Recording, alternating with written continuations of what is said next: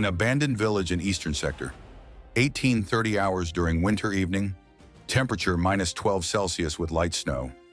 Clear conditions allowing movement and occupation of structures.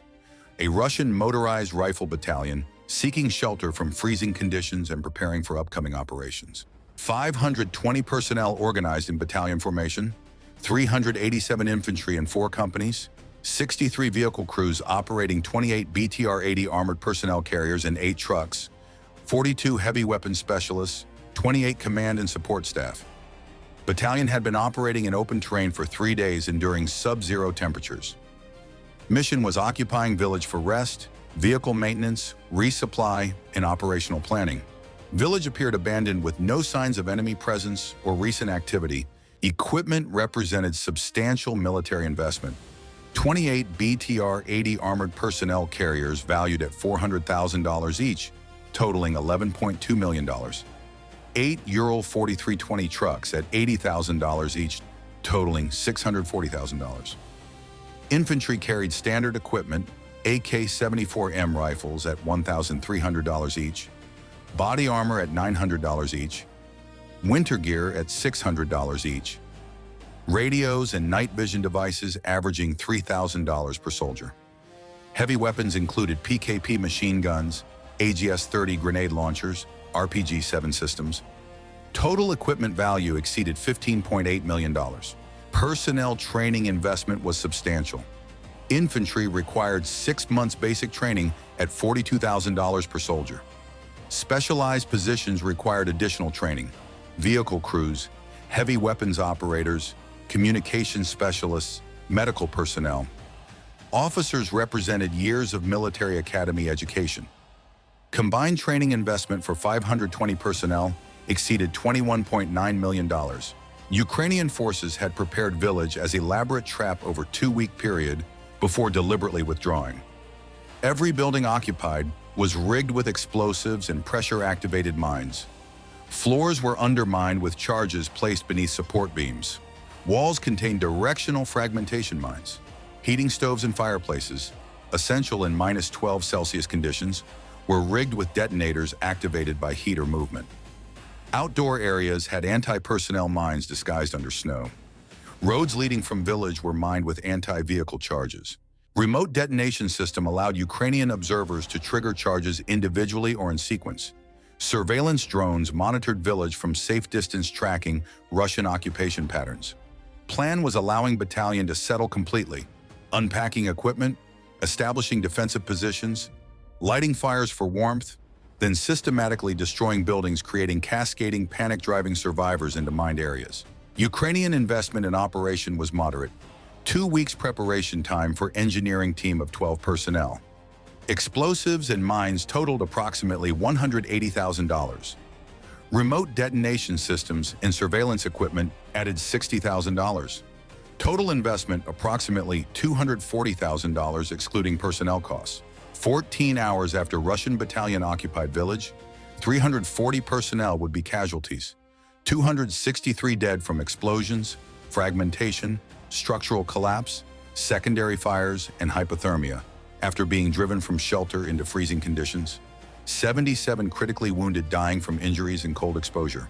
180 survived with various injuries and severe psychological trauma. 8 BTR-80 vehicles destroyed attempting evacuation through mined roads. Battalions ceased to exist as effective combat formation. Total losses exceeded $35 million combining equipment destruction, personnel training investment, and medical costs. This happened days ago during period of sustained freezing, making shelter critically important for troop survival. Village remains as demolished trap with unexploded ordnance, preventing access. Strategic implications of occupation security continue affecting operational planning. This is what occurred during those 14 hours when shelter became slaughter. Winter warfare creates fundamental requirement for heated shelter. Prolonged exposure to -12 Celsius temperatures causes hypothermia, frostbite, reduced combat effectiveness, and eventually death. Soldiers require shelter for survival, not just comfort. This necessity creates exploitable vulnerability. Troops seeking shelter are predictable and concentrated. Prepared positions can be targeted, knowing enemy will occupy them. Booby traps and mines are force multipliers requiring minimal resources to achieve disproportionate casualties. Modern mines and charges can remain dormant for extended periods, then activate reliably. Remote detonation allows timing optimization, maximizing casualties. Combination of structural charges and area denial mines creates comprehensive kill zone, where initial explosions drive survivors into additional hazards. Psychological impact of booby-trapped environment exceeds physical casualties. Soldiers cannot trust any surface, object, or structure. Every step might trigger mine. Every door might be rigged. Every warm space might explode. This constant threat creates paralysis and terror, degrading combat effectiveness even among survivors. Russian battalion arrived at village at 17:15 hours after 3 days, continuous operations in freezing conditions. Troops were exhausted, cold, and desperately seeking shelter. Advanced reconnaissance found village empty, with no signs of enemy activity. Buildings appeared intact. Assessment concluded village was suitable for occupation.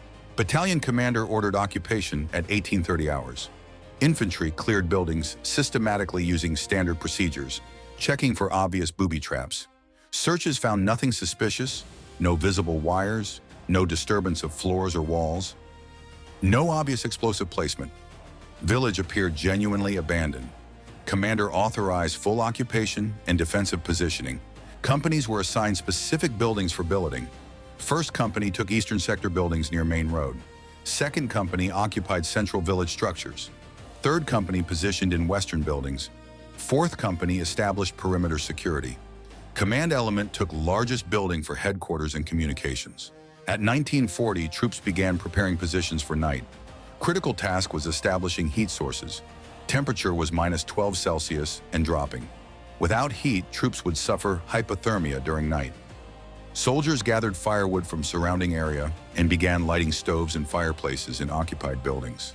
Ukrainian observers monitored occupation using thermal imaging drones, showing clear signatures from each occupied building. Fire starting patterns indicated which structures had personnel concentrations. Remote detonation system was activated.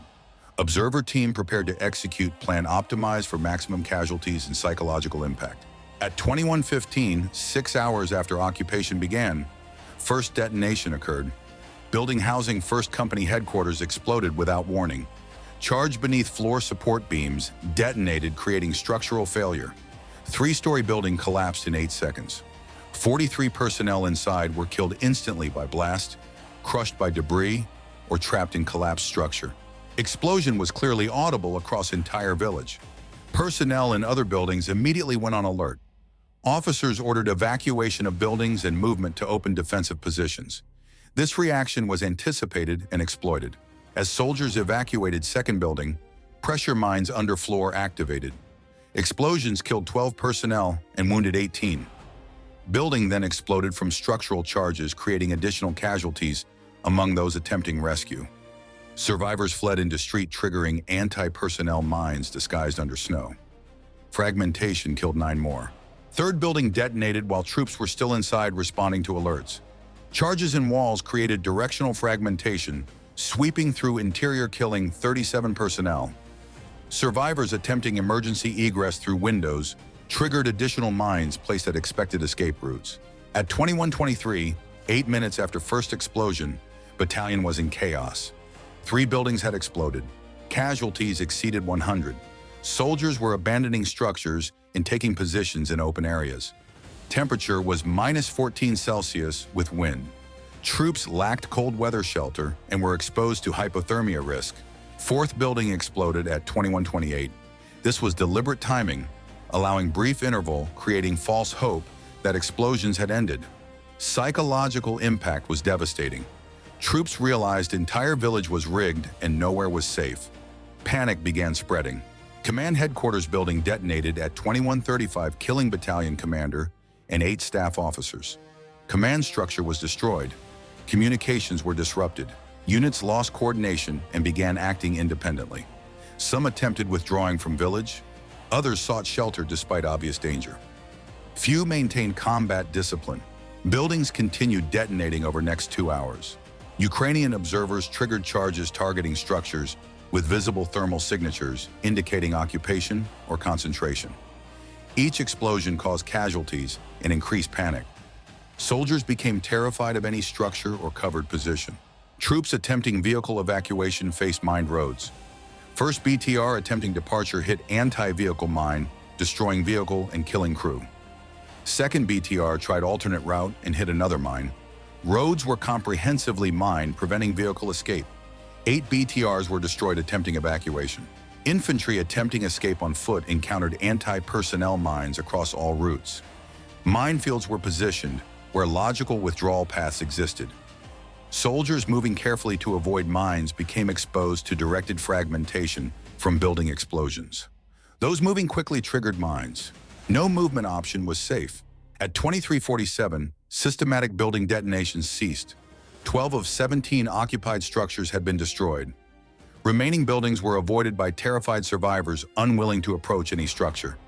Battalion was scattered across village in small groups seeking cover in rubble, damaged vehicles, or open ditches.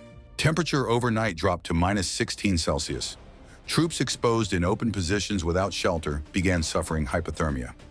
Soldiers without proper winter gear lost body heat rapidly. Some groups attempted lighting small fires for warmth. Fires attracted Ukrainian artillery and mortar fire, forcing abandonment.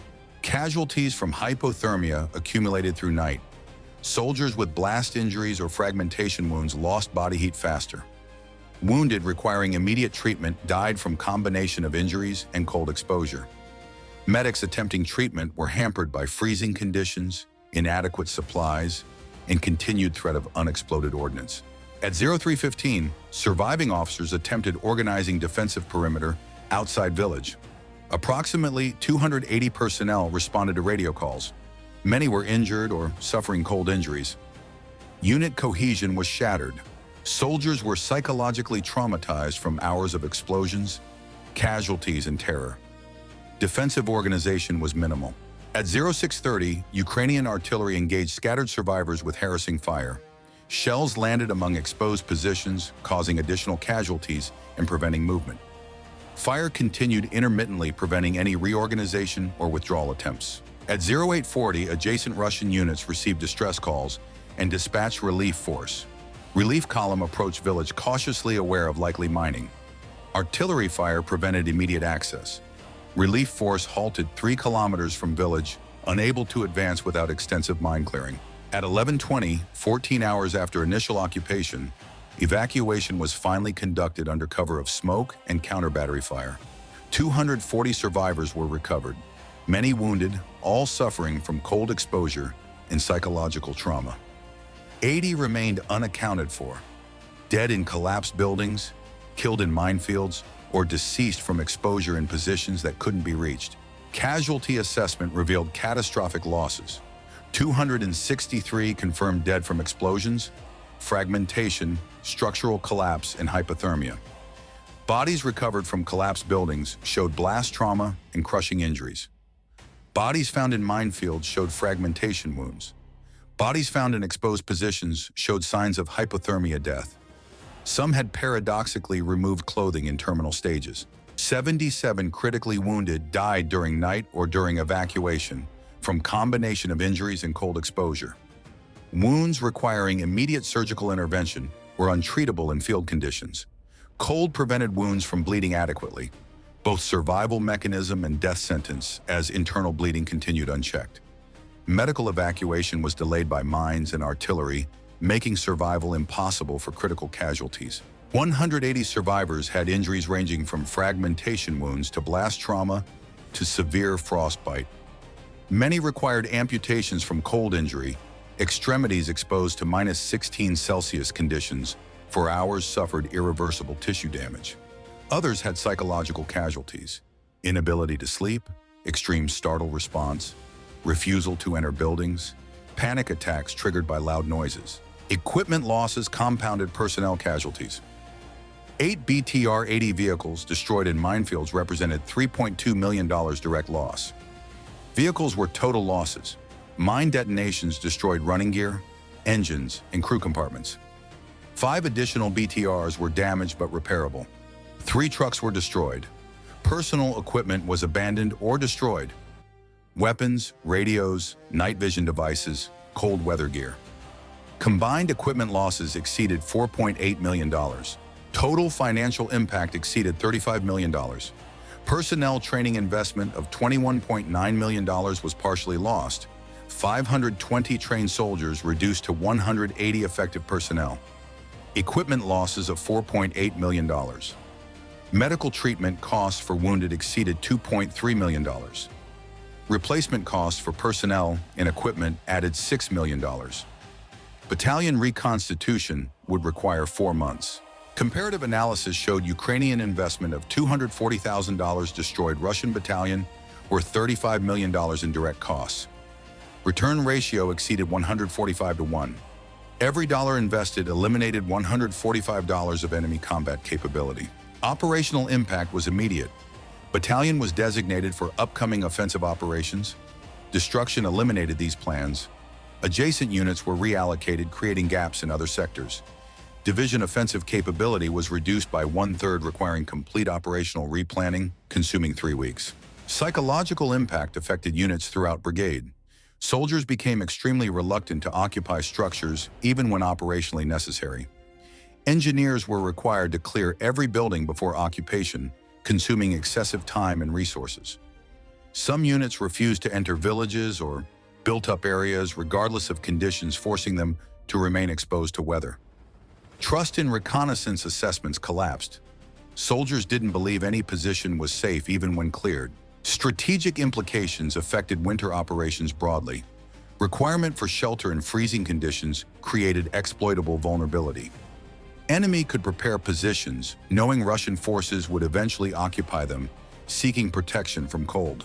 This asymmetry heavily favored defenders who controlled terrain and could prepare it extensively before withdrawing. The village that evening appeared as haven from freezing conditions. Empty buildings offered shelter. Absence of enemies suggested safety. Reality was comprehensive trap where every comfort was weapon and every shelter was death. Stoves exploded when lit.